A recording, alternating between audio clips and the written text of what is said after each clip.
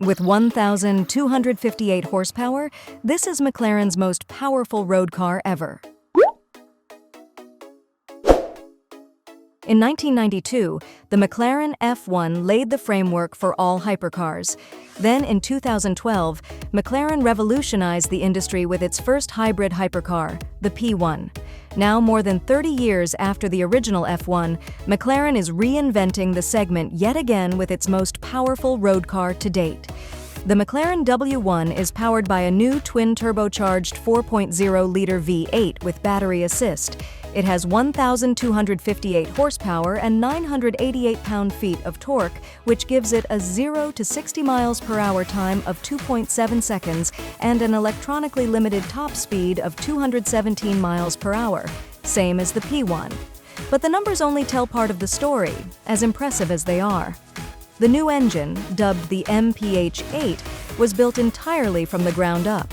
It makes 916 horsepower and has the highest output of any McLaren engine ever produced, 230 brake horsepower per liter.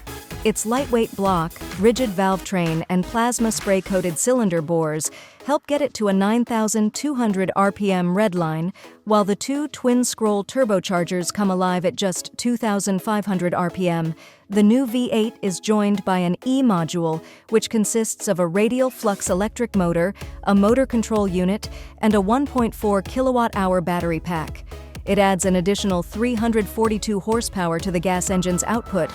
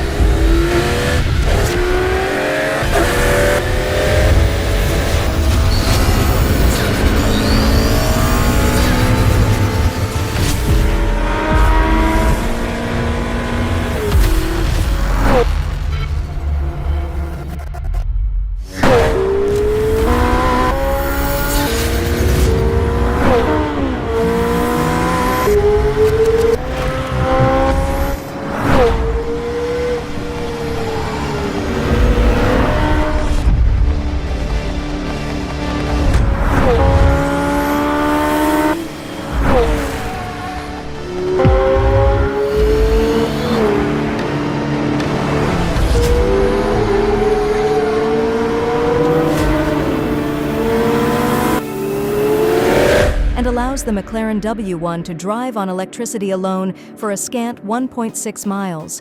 Better than nothing. Astonishingly, McLaren's new E-module only weighs 44 pounds. The total weight of all the hybrid components has been reduced by 88.2 pounds compared to the P1. The McLAREN W1 has a dry weight of just 3,084 pounds. That's only 9 pounds heavier than the P1, 3,075 pounds dry. Horsepower and torque are sent exclusively to the rear wheels courtesy of an electronic differential, and it's all paired to an 8-speed automatic transmission with an electronic reverse gear. The design is centered around McLaren's new Aerocell monocoque chassis, which combines a fixed seating position with steering wheel and pedal adjustments and new anhedral doors.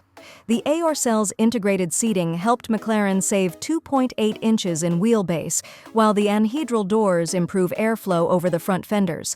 McLaren spent more than 350 hours in the wind tunnel with the W1 and tested more than 5,000 individual points to ensure it was the most aerodynamic supercar the company has ever built. The W1 has an active long-tail rear wing inspired by the 1997 F1 GTR that improves drag and increases downforce. McLaren says this car has shape-shifting abilities, and we believe it. An airflow diverter on the roof, the first in a street-legal McLaren, sends fresh air to the engine bay, while active front and rear wings help generate 772 and 1,433 pounds of downforce respectively in race mode. The W1 has a total downforce figure of 2,205 pounds. The ride height drops by 1.5 inches at the front and 0.7 inches at the rear in race mode, while the long-tail spoiler extends up to 11.8 inches when activated. It also acts as an air brake under heavy braking.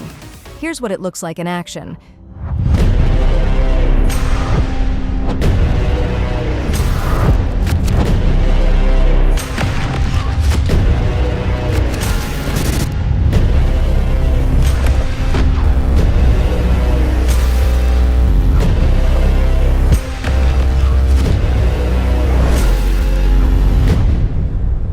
Under the slippery body is McLaren's new race-active chassis Control 3, which is configurable in 3 different settings: comfort, sport, and race. Forged 6-piston calipers up front and 4-piston calipers in the rear with carbon ceramic discs help bring the W1 down to speed quickly. From 62 miles per hour, the McLaren W1 stops in 95 feet. From 124 miles per hour, it takes just 328 feet. To help keep all that power connected to the road, the W1 comes standard with Pirelli P0 Trofeo RS tires measuring 265 by 35 up front and 335 by 30 in the rear. McLaren also offers P0R tires for more regular road use and Pirelli P0 Winter 2 tires. The cockpit has an 8.0-inch touchscreen with Apple CarPlay and Android Auto compatibility, as well as USB-A and USB-C connections. And a small shelf behind the seats offers up to 4.1 cubic feet of in-car storage. The price for all this unbelievable performance? A cool $2.1 million. McLaren will only build 399 examples of the W1, and as you'd expect, all of them are already accounted for.